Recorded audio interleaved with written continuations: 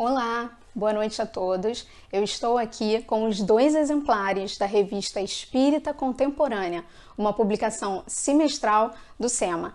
E hoje, que a casa completa 31 anos, nós temos uma grande novidade para vocês. O novo exemplar já está disponível na loja virtual da editora e distribuidora Boa Nova. Você pode adquirir o seu exemplar através do link aqui do vídeo e completar a sua coleção. Agora, vamos assistir a palestra da nossa querida presidente, Vera de Marcilac. Vamos iniciar lendo a mensagem que a irmã passou semana passada, em homenagem à comemoração dos 31 anos da nossa casa. Filhos amados, impossível descrever em poucas palavras e linhas a alegria que exala do meu coração. São 31 anos de lutas, trabalho, de vontade de acertar, onde percebemos o quanto dedicam de carinho a essa casa de Jesus, que por misericórdia do alto nos foi permitido dirigir. Meus filhos, sentimos o quanto cada trabalhador desse ninho de amor foi gradativamente descobrindo a melhor forma de servir a Jesus. Quantas lutas muitos de vocês enfrentam nessa encarnação, pedida e escolhida com esmero pelos espíritos protetores. Está tudo certo, meus filhos, mas também está ao nosso alcance melhorar o que pode ser melhorado. E assim vão vocês, meus peregrinos do amor, escalando degrau a degrau da escala do progresso. Vamos subindo cada vez mais e cada vez mais chegam oportunidades de trabalho redentor a todos meus pupilos. Imaginamos essa grande família socorrendo, instruindo, dando oportunidades a pessoas necessitadas de encontrar o reino de Deus, de se sentirem amadas, dignas de afeto, filhos de Deus. Cada um de vocês pode produzir 100 por 1. Não esmoreçam nunca, busquem mais trabalho e motivo algum possa afastá-los da tarefa. Disputem com amor as tarefas, pois isso é que é o alimento permanente do espírito de vocês. Lutem contra o desânimo, é um grande inimigo. E pensem, posso fazer hoje melhor que ontem e amanhã melhor ainda. Jesus nos alertou que seus discípulos seriam conhecidos por muitos se amarem. Deem as mãos, deem os corações, estaremos sempre juntos e faremos muitos anos felizes. Maria Angélica. Amigos queridos do SEMA, amigos internautas, todos que nos assistem. Hoje é um dia muito especial. Nós estamos assim muito alegres. Estamos comemorando 31 anos da fundação do SEMA, Centro Espírita Maria Angélica. O centro, ele começou como um grão de mostarda, com uma mensagem de Jesus, a parábola que diz que o grão de mostarda é a menor semente e se tornou uma grande hortaliça, uma árvore onde os pássaros vêm se acolher, e também a árvore onde os espíritos encarnados e desencarnados vêm buscar abrigo. O centro é o tesouro, também como diz a mensagem de Jesus, que nós descobrimos, que o homem descobriu o tesouro, vendeu tudo para buscar aquele tesouro. É o nosso tesouro, que nós temos que nos desfazer de tudo que nos atrapalha, paulatinamente, porque nós descobrimos o caminho, descobrimos o sentido da vida, esse tesouro maravilhoso. E os espíritos nos dizem que o centro espírita é uma estrela que desprendeu do céu, se incrustou na terra pela misericórdia de Deus, para iluminar o caminho dos homens. Olha que coisa linda! E também, eles nos dizem que é luz nas trevas da ignorância. Quando nós fundamos o centro, um médium vidente viu assim uma luzinha saindo daquele ponto tão escuro. E o primeiro espírito que se apresentou foi Olavo Bilac. Nós até colocamos a livraria Olavo Bilac. Então, o centro, ele tem assim uma mensagem muito grande para todos. E é interessante que é a nossa porta mesmo de libertação. O centro precisa ter as suas diretrizes. Os guias apresentam o programa. Nós temos 2 diretores, o diretor espiritual e o diretor encarnado. Ele precisa ter muita disciplina. Agora é interessante que a disciplina não pode ser superior à caridade. É muito importante também numa casa espírita o acolhimento. Por exemplo, todos os trabalhos têm o mesmo peso, não tem trabalho melhor nem pior, o melhor trabalho é que você faz com muito carinho. E numa ocasião, o centro estava terminando as suas atividades, o centro tem muita disciplina, como a gente falou, e fechando as portas, só tinham 2 médicos que estavam ajudando ali e a pessoa que fica na porta. Chegou um homem assim, aflito, por favor, o senhor pode me atender? Olha o acolhimento, a pessoa, o bom senso. Pela disciplina, não podia, mas você tem, toda regra tem exceção. Ele percebeu a angústia do homem, abriu a porta. E 2 médios que estavam ali fizeram o atendimento. Simplesmente, o homem estava armado, ia fazer uma loucura, totalmente desequilibrado. E como é que ele chegou? Ele disse que vinha dirigindo, de repente olhou e viu Centro Espírita, entrou, nem conhecia a doutrina, nada. E aí foi um atendimento demorado e ele saiu mais calmo. É a tarefa do centro, porque o estudo é fundamental. Quantos de nós chegamos a essa casa tristes, desalentados, ou uma perda, ou perda financeira, ou perda de algum ente querido. E essa casa nos confortou pelo conhecimento. Não obrigatoriamente quem foi ajudado precisa ficar no centro. Não. Foi ajudado, que bom, a tarefa do centro é consolar, esclarecer. Mas a gente indica, vai estudar, vai trabalhar, porque você precisa saber por quê. Não é só ser consolado. E você começa a estudar os cursos. Gente, o departamento de cursos dessa casa, aliás, todos os departamentos aqui são maravilhosos.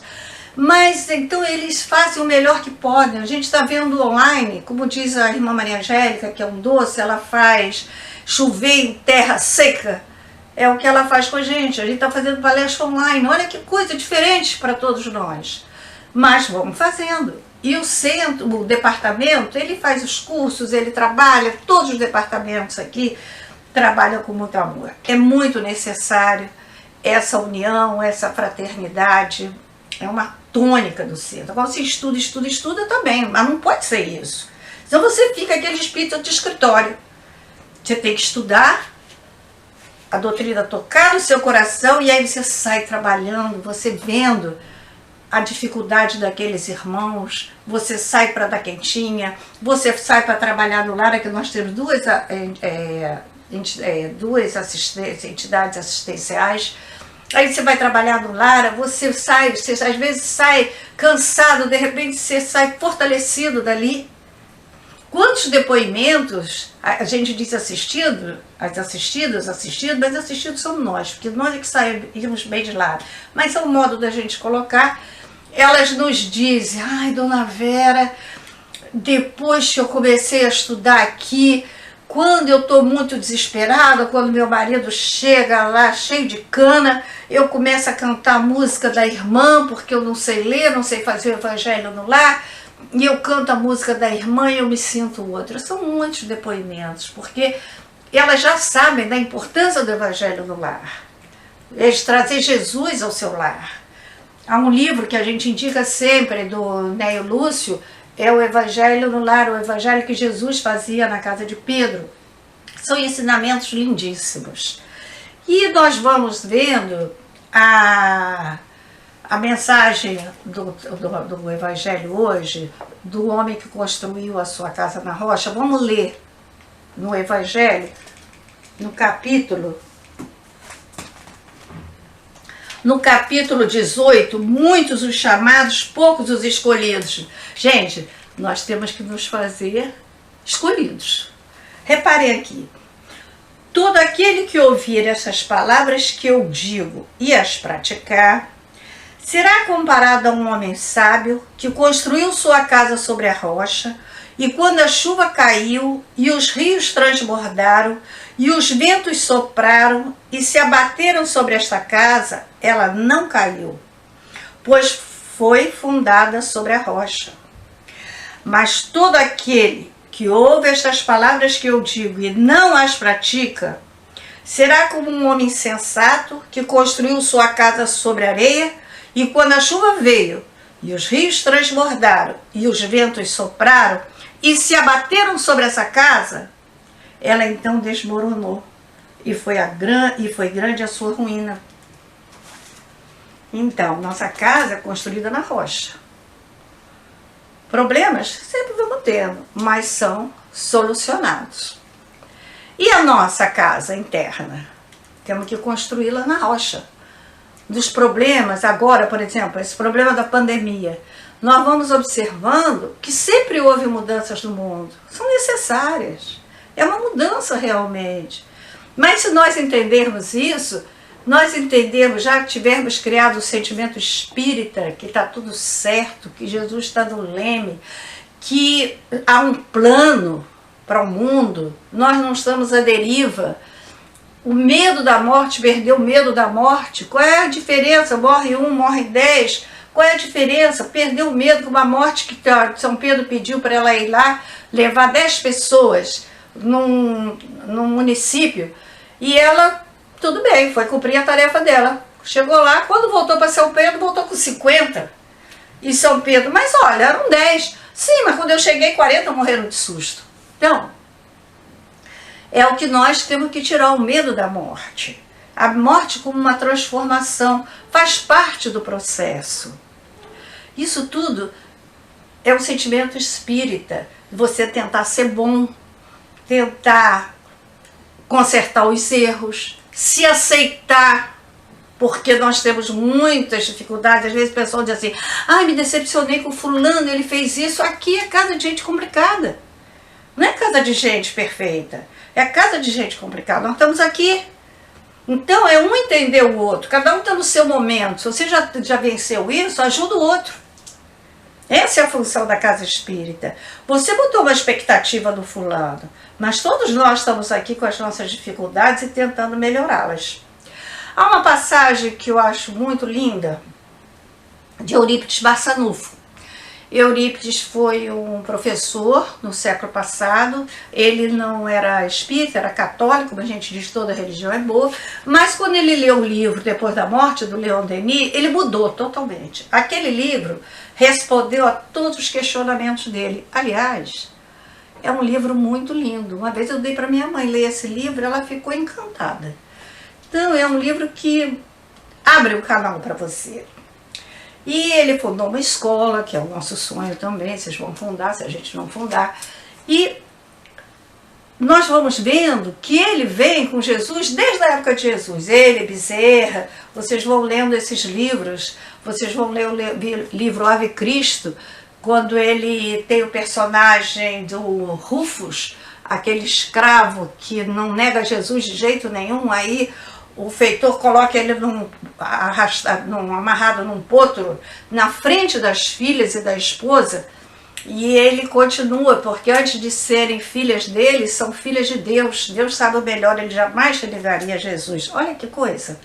E aí um comprador de escravos, antes dele ser amarrado, disse para ele, fica tranquilo, que eu vou tomar conta das suas filhas. Isso é uma das encarnações. Uma outra que vocês também não podem deixar de ler, esse livro, A Grande Espera. Nós vamos vendo também ele com os essênios, nós vamos vendo, ele não aceitava os escravos, pedia ao pai que liberasse os escravos, o pai não disse que ele não podia ir contra Roma, mas ele cai doente, para morrer de tanta tristeza, isso jovenzinho, jovem. E o pai então faz a vontade dele, liberta todos os escravos, e aí vocês vão ler o livro. Então nós vamos vendo desde cedo esse espírito que vai de encaminhada, de encarnação em encarnação, conquistando esse espírito forte. E num desdobramento, como Eurípides, já na encarnação de Eurípides, ele está lendo, de repente ele se desdobra. Nós sabemos que a gente pode se desdobrar no sono, assim numa madorna, e ele vai com um cordão fluídico. Esse cordão, quando ele é cortado, é que a gente desencarna. E é interessante porque os espíritos que não têm muito conhecimento, quando o encarnado vai lá no plano espiritual, eles fogem de medo, porque parece que a gente fica horroroso. Assim como muitos aqui fogem de medo, eles também fogem de medo. Mas o Eurípides foi em desdobramento, e foi um desdobramento lindo, porque ele foi sendo levado, e ele dizia que ele sentia cada vez mais leve, ele parou num campo verde, assim, um gramado, e vê ao longe um vulto. E ele se aproxima, mas era uma força tão grande que ele não consegue chegar perto. Ele cai de joelhos, porque ele vê que é Jesus. Começa a chorar assim, até ele se equilibrar. Quando ele se equilibra, ele olha, e olha que interessante, ele percebe que Jesus está chorando também. E ele pergunta: Senhor, por que choras? Choras por todos aqueles que te colocaram na cruz? Jesus. Senhor, choras pelos que não te conhecem? Então, Senhor, por que choras? Sabe o que Jesus disse? Choro por todos aqueles que conhecem o Evangelho e não praticam. Ele volta, e a gente vê o trabalho desse homem maravilhoso que é. Isso é para todos nós, é um alerta de nós tentarmos, né, como a gente vem dizendo, né, é o trabalho da Casa Espírita, é o despertamento. Porque quando nós conseguimos olhar aquela pessoa que convive com a gente, o filho difícil, o marido complicado, a esposa complicada, o colega do SEMA, como um irmão, aquele da rua que a gente vai dar quentinha, como um irmão, quem sabe foi até alguém da nossa encarnação, não sabemos.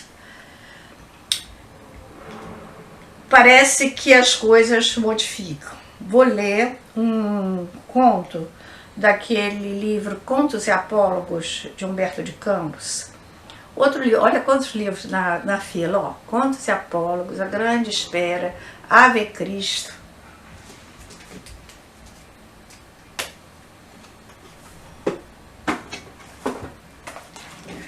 Era um senhor, um fidalgo, que queria muito servir a Jesus.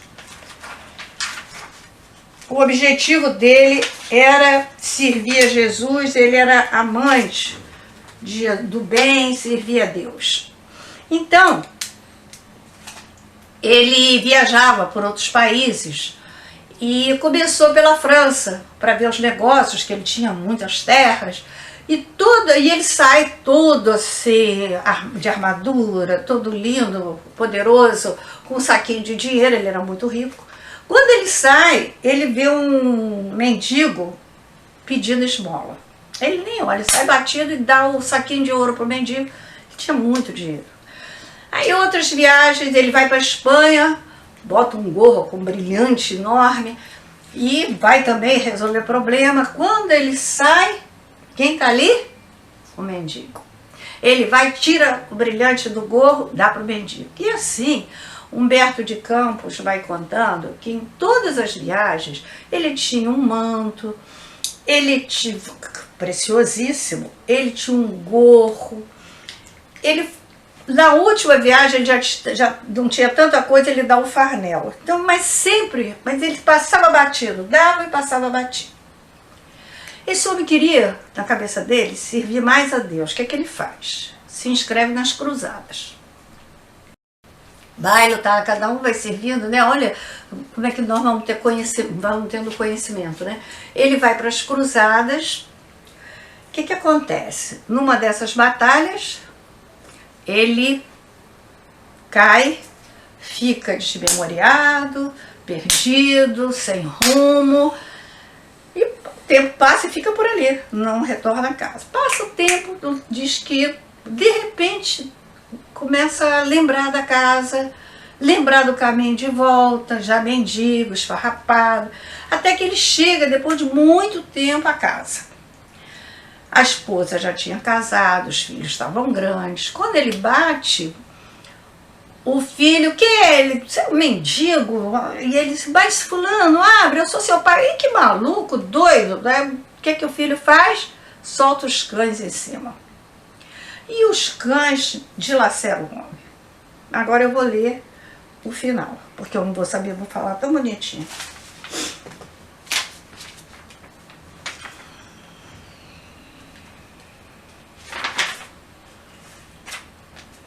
Segui para onde? O mundo era pequeno demais para conter-lhe a dor. Avançava penosamente quando encontrou o mendigo. Relembrou a passada grandeza e atentou para si mesmo, qual se buscasse alguma coisa para dar, aquele ato instintivo. Contemplou o infeliz pela primeira vez e, cruzando com ele o olhar angustiado, sentiu que aquele homem, chagado e sozinho, devia ser seu irmão. Abriu os braços e caminhou para ele, tocado de simpatia, como se quisesse dar-lhe o calor do próprio sangue. Foi então que, recolhido no regaço do companheiro, que considerava leproso, dele ouviu as sublimes palavras. D'Arsonval era o nome dele. D'Arsonval, vem a mim. Eu sou Jesus, teu amigo. Quem me procura no serviço ao próximo, mais cedo me encontra. Enquanto me buscavas à distância, eu te aguardava aqui tão perto. Agradeço o ouro, as joias, o manto, o agasalho e o pão que me deste. Mas há muitos anos te estendi os meus braços, esperando o teu próprio coração.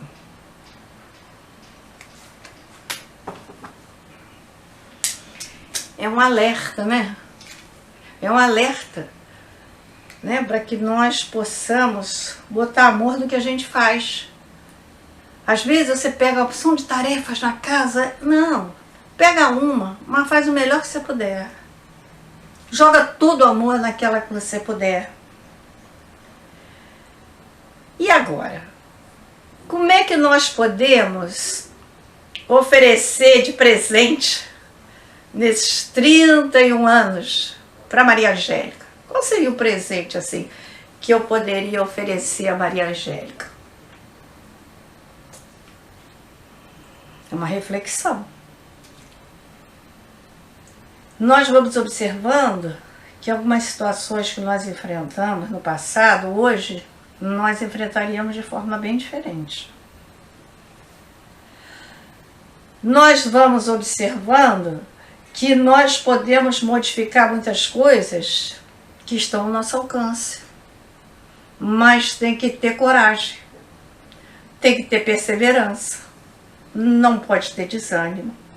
Você sabe que desânimo atrapalha qualquer caminhada, porque você vai, né, como aquela história, né, da lojinha, que, sentido figurado, né, que o diabo tinha muitas ferramentas e cada uma tinha um preço, e as pessoas entravam contra o orgulho, contra isso, cada uma tinha um preço. E tinha uma maravilhosa linha de destaque. Aí o camarada queria comprar na oficina. Eu queria, essa não tem preço. Essa eu não vendo. Essa é a minha arma preferida. Sabem qual era? O desânimo. Porque você vai, de repente aparece um problema na sua vida. Aquela semente ainda não está num solo que aguenta o tranco. Vem o desânimo, vem a vontade, vem a preguiça. Tem gente que faz melhor. Eu não vou fazer isso não, tem tanta gente. Eu gostaria de ser como fulano. Que coisa infantil. Cada um está no seu espaço, cada um está na sua possibilidade, cada um já galgou mais ou galgou menos. Tudo tem que ser estímulo. Então, meus amigos, quantas coisas nós conhecemos aqui nessa casa. E assim, terminando, eu lembro também de uma história que eu gosto muito, né? Quando aquele mendigo chagado vai também pedir esmola e bate na casa de Maria, mãe de Jesus.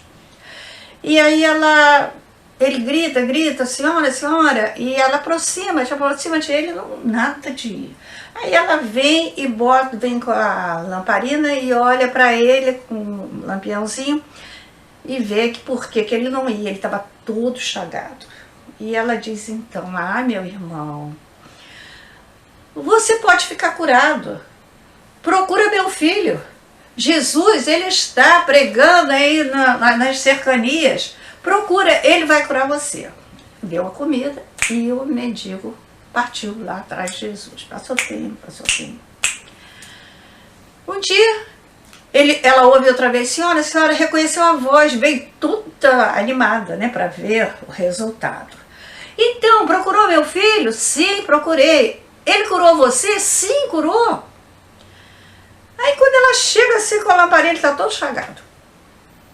Aí ela disse, então você está mentindo. Não, senhora. Ele curou minha alma. Ele me curou. Essas feridas e tudo, isso não tem importância, isso sai, isso não é à toa. Nós somos responsáveis. Não é Deus que castiga, nada disso. Ele me fez entender isso. Ele me fez entender que a alegria de viver, tudo isso está comigo.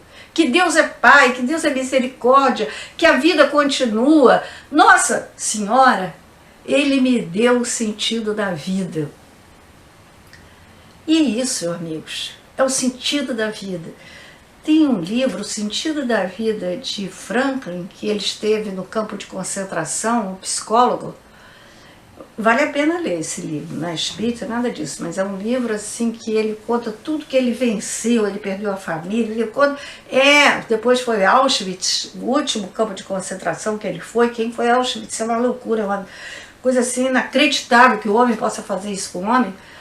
E o que fez com que ele superasse era a vontade de viver, era o sentido da vida. Vale a pena ler esse livro. E assim, ainda presenteando a Maria Angélica, que nós possamos continuar amigos como somos, porque essa casa, nossa, só tem amigo. Um ajuda o outro. O quanto nós crescemos desde que chegamos aqui. Nossa, a gente fica até emocionado. Vamos terminando com uma homenagem ao Olavo Bilac. Ele representando o nosso carinho por todos esses espíritos que sustentam a casa. Maria Angélica, Dr. Hans, Irmã Joana, Irmã Ana, meu Deus, são tantos. Ele vai e a gente lê o final. Eu até gostaria de ler todo. Acho que ainda tem uns 2 minutinhos, eu vou ler todo o soneto de Olavo Bilac, porque eu acho muito lindo, uma homenagem a ele, representando todos os espíritos amorosos.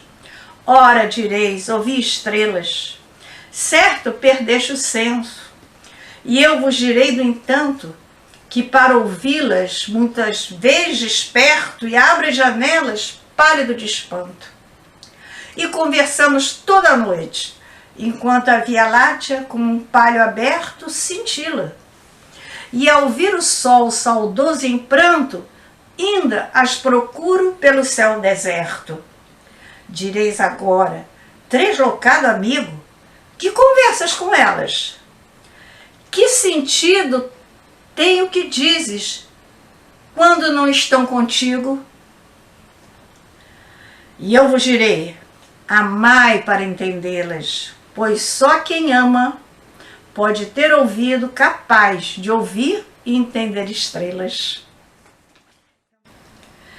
E agora também, meus amigos, já homenageamos os espíritos, a irmã Maria Angélica, os mentores, Olavo Bilac. Nós não podíamos deixar de homenagear o nosso querido Altivo. Nossa, eu falei Altivo, eu me emociono.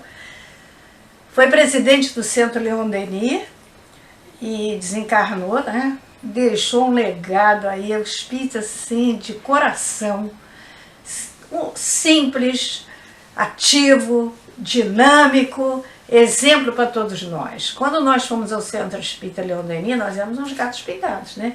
E olhamos aquele centro, era uma universidade espírita, era um exemplo. Nós dissemos, ai meu Deus, quem sabe um dia a Maria Angélica fica assim. E aí vamos conversar com o tio, ele orientou tudo pra gente. Essa casa tem assim o coração do altivo. Nós tínhamos qualquer dificuldade, nós conhecíamos quase nada, né? Nós tínhamos qualquer dificuldade, altivo, às vezes 5 horas da manhã, altivo atendia assim com aquele carinho, com aquela vibração, um espírito já com muita bagagem.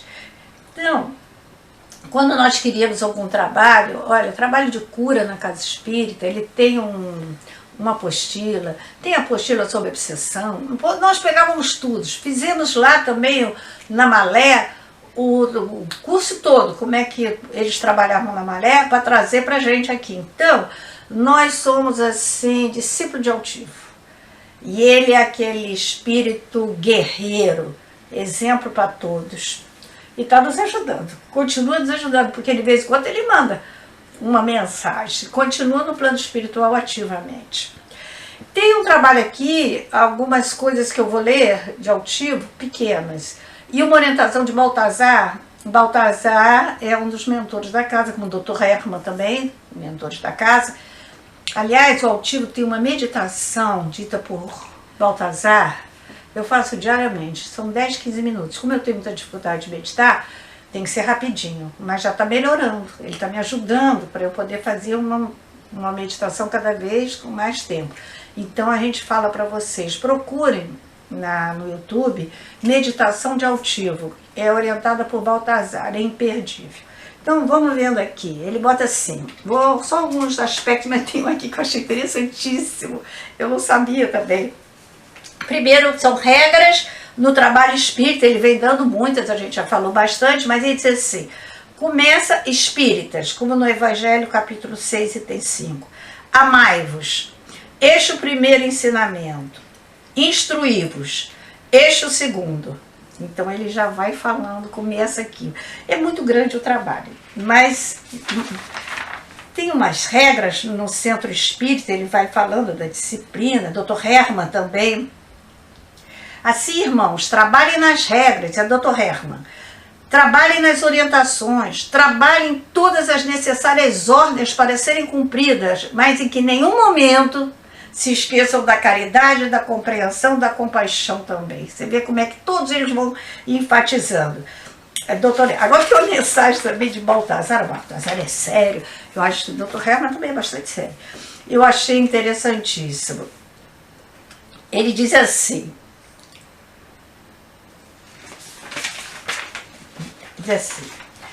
perguntaram a ele assim, quanto tempo leva o médium para se integrar com a direção espiritual da casa? Olha que pergunta, não tinha pensado nisso. Ele diz assim, repare, foi Baltazar e Altivo que recebeu, mensagem psicofônica. Leva em média de uns 8 a 10 anos para se integrar com a direção espiritual da casa.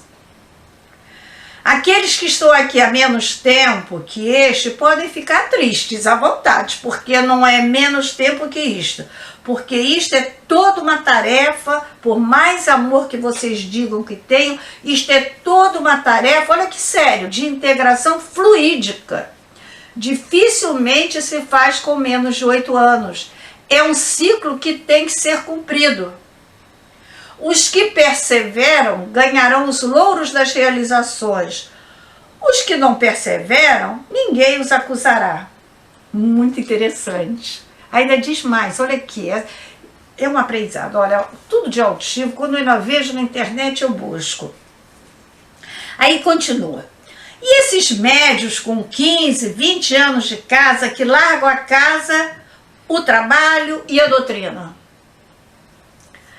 Esses médios, nós temos várias considerações a fazer. Se eles largam a casa, é porque eles não estavam realmente integrados ao trabalho da casa. Eles estavam aceitos. Eles não pertenciam à casa. Este é um aspecto. Há aspectos que são relevantes na vida da pessoa. Elas então pedem um adiantamento dos seus compromissos e resolvem se mudar de cidade para atender um determinado objetivo. E se apresenta isto à espiritualidade. Você vai e volta, ou vai e não volta. Muito interessante, né, meus amigos? Eu não tinha pensado nessa combinação fluídica. Tudo é fluido. Passe é fluido. Tem que estar preparado, saber que o passe é a transmissão de energia. Às vezes a pessoa vem aqui só no finalzinho para tomar passe. Não, você tem que entender a palestra, você tem que fazer a ligação com a espiritualidade para depois então você receber o passe. Não pode ser o papa-passe. O passe tem um sentido e quanto mais você tiver receptivo, mais condição nós vamos dando aos espíritos de trabalharem. E assim, meus amigos, tudo isso é o que a gente aprende nessa casa abençoada de Jesus.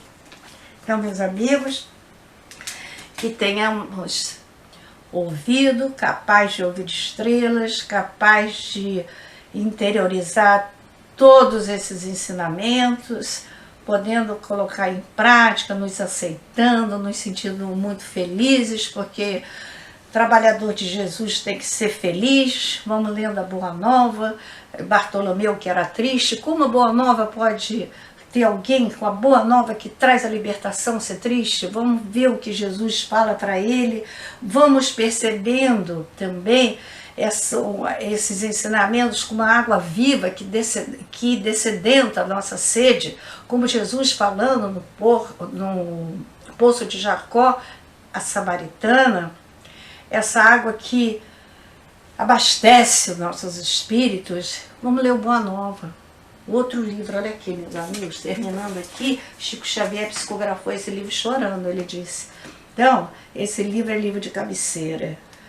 E assim, que seja esse, então, o nosso presente a Maria Angélica. Ler, procurar melhorar, procurar botar a mão na massa, procurar entender todos como filhos de Deus, e a nossa gratidão à irmã. Vamos então encerrando, agradecendo muito, fazendo a nossa oração. Senhor, é muita alegria, Senhor. É muita gratidão. Nossa, ficamos sensibilizados pela oportunidade que tivemos, recebendo esse encargo da Maria Angélica, de também nos melhorarmos e ajudarmos a tantos, Senhor, em seu nome. Fica conosco, que precisamos muito, e sempre lembrando, o Senhor é o nosso pastor, e nada de nos faltar, graças a Deus.